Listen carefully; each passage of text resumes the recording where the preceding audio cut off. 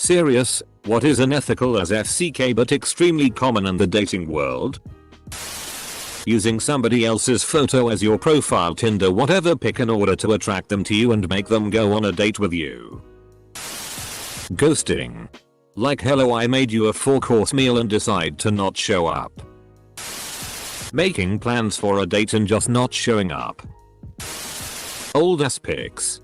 I'm always amazed how people seem to think they look exactly the same after 5 years or more. Come the FCK on. Lying through your teeth when making a dating profile.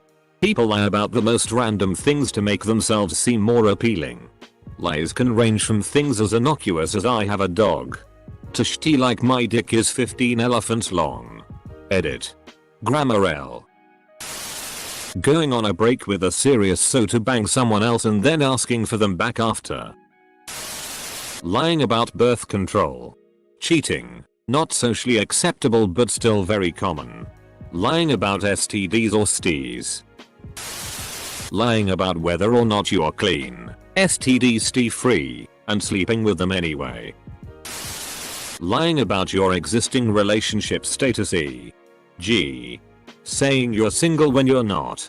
Failure to disclose offspring. Using profile pics when you're 5 years younger and 50 pounds lighter doesn't work when you meet someone in real life. You're attempting to start a relationship on a lie. Lying about intentions. If you want a one-night stand, say it. Don't lie and say you want a relationship. But I really want a relationship. Just not with you. So you get a one-night stand. Breadcrumbing. You meet someone. Aren't exactly interested. But want a backup option. If you just ghost them or reject them, then they won't be around anymore. So instead, you leave a trail of breadcrumbs to keep them hanging. Dating someone because it's easy, rather than because you actually like them. Settling isn't really healthy. Fam. Lying about their interests.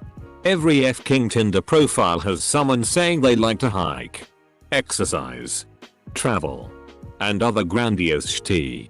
I've only met a few women who were just blunt about shit and didn't need to hide behind a fake narrative of their life. If you meet someone outside a dating site, you can at least catch their bullshit early on so you can avoid more red flags down the road. Wanderlust. Watches Netflix all day. Emotionally manipulating somebody to get what you want. Scrolling through these comments. It looks like all of these things, ghosting, stringing along, etc., happen more often than actual dates. You always catch more water than fish. Edit.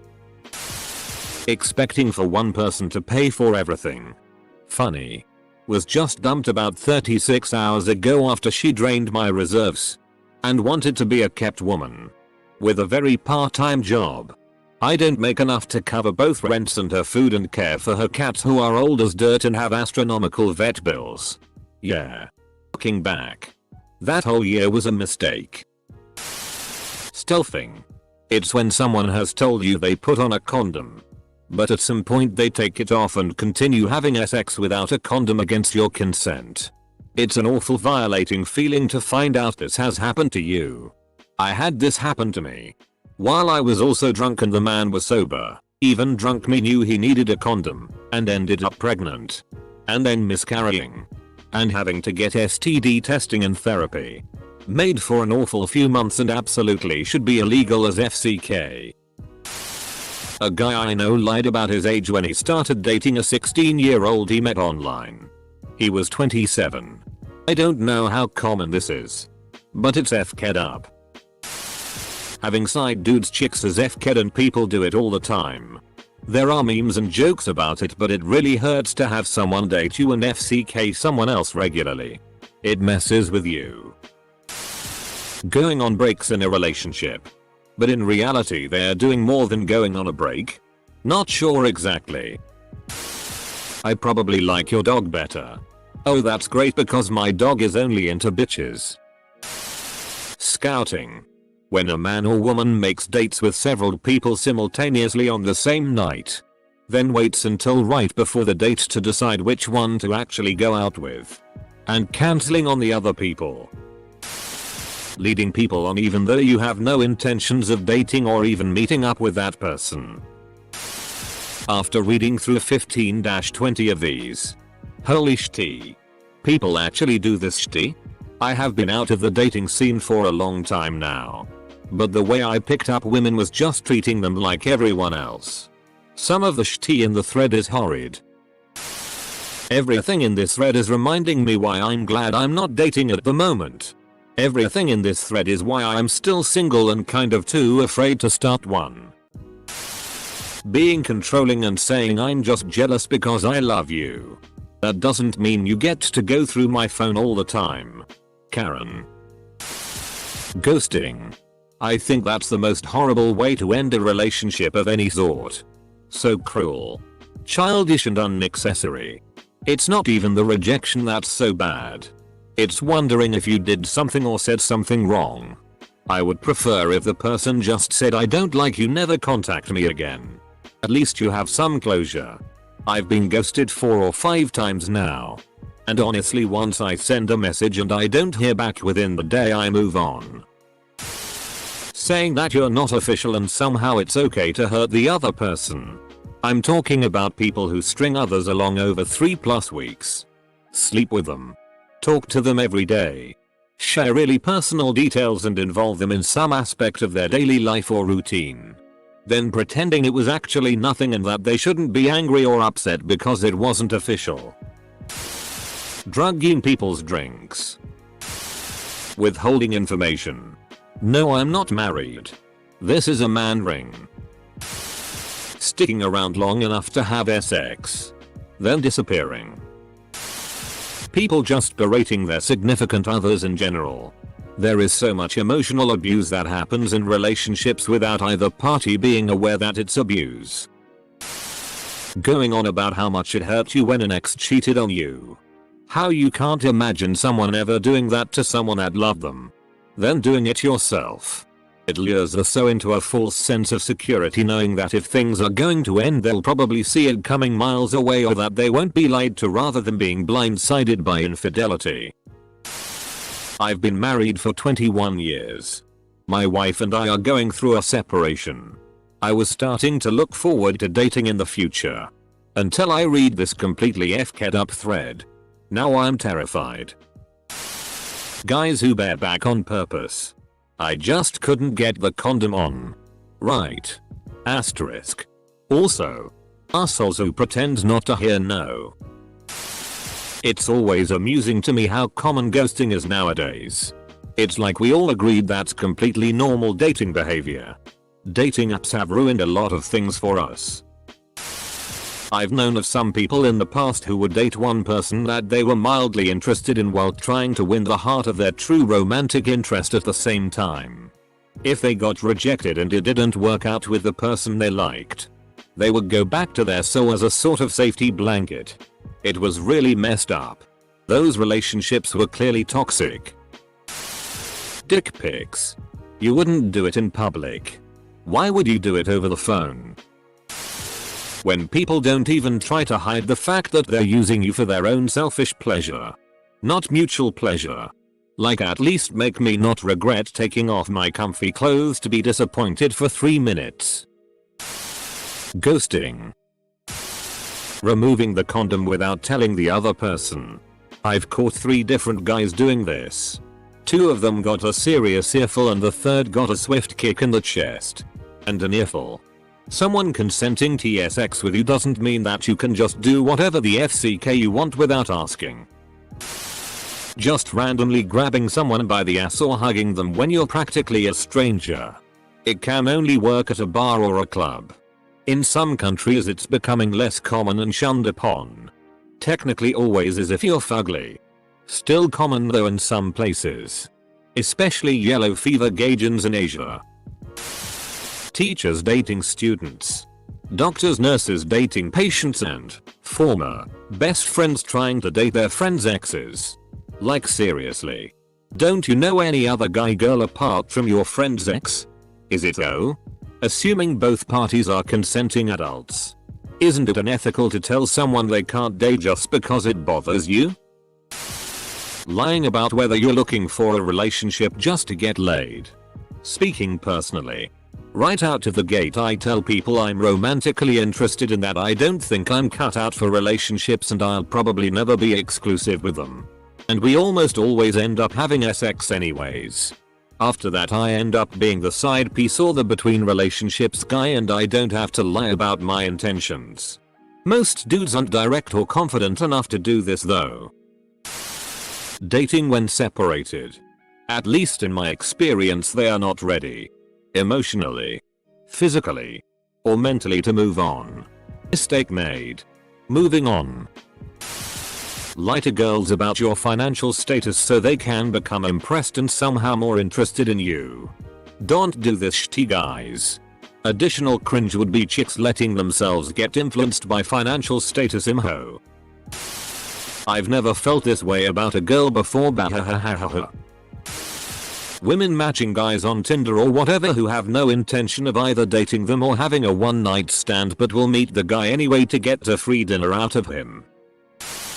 Using a person's low self-esteem to get them to do things they don't want to. It's disgusting and abusive. My ex did this all the time.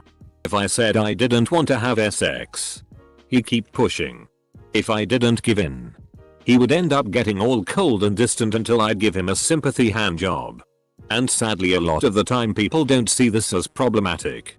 Last time I posted about this to Reddit, I was told that it's okay because I eventually consented. And that I'm the abusive one for withholding sex.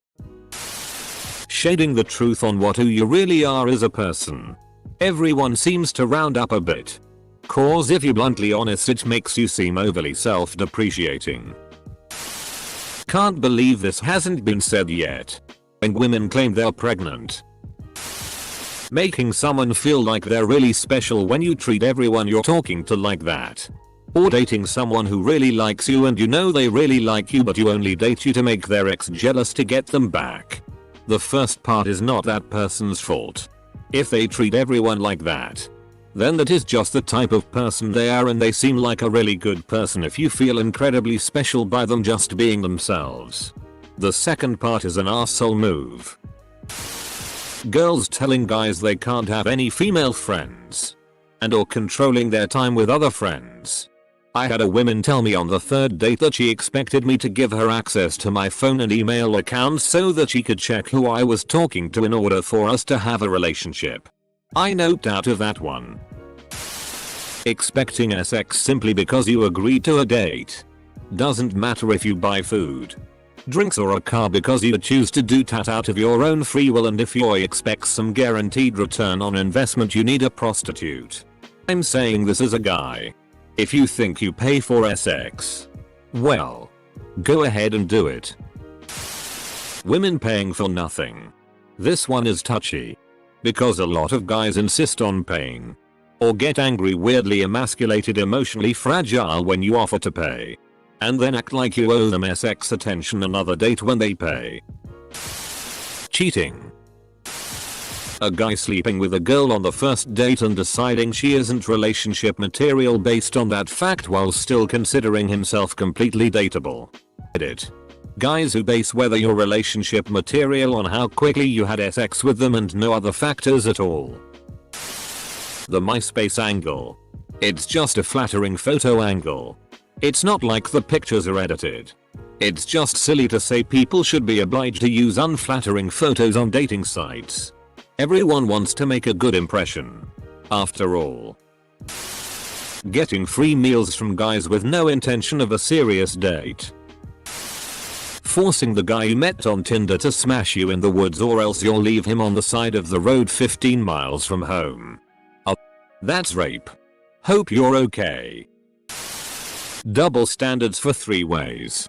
Met a douche like this when I was 18. Kept trying to pressure me in a three-way with a girl. Saying two girls is hot. Every girl is a little bee. The usual. I have a strict policy.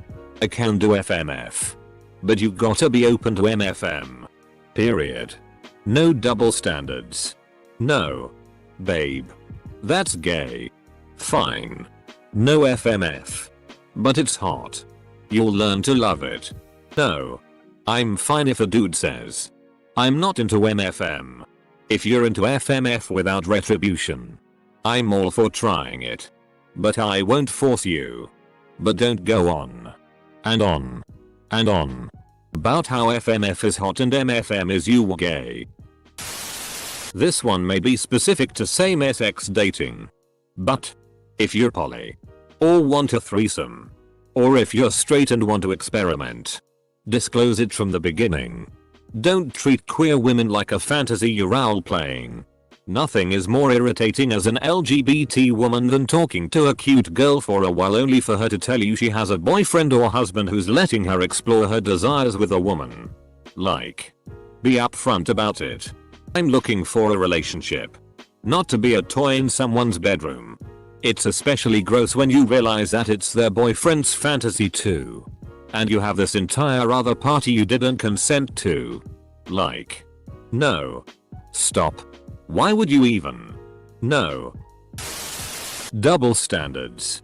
You're not looking for anyone under 6 feet. I'm not looking for someone over 250 pounds. All good. Personal choices. But now apparently I'm misogynist. Lying about how often you post on Reddit. Be honest about it. And they will respect you for it. Women having height preferences on the men they date. But being upset if men have weight preferences on the women they date. Farting when someone is going down on you. People showing their friends nudes they receive.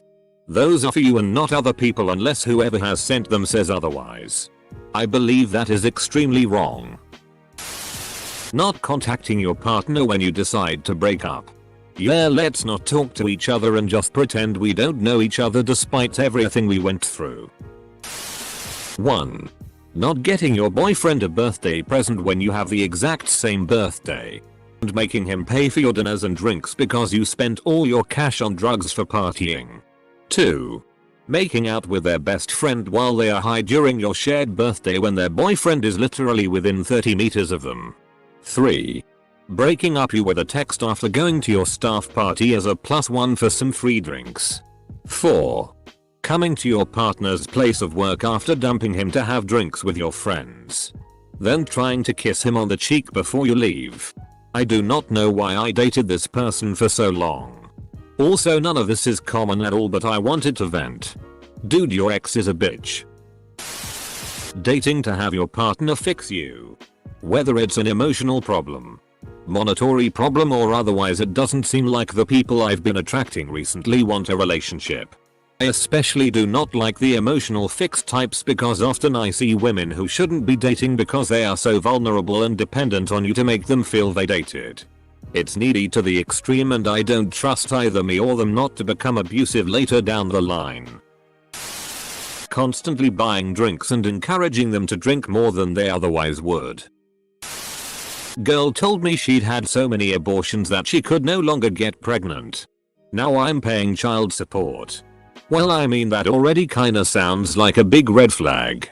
Female on male domestic violence.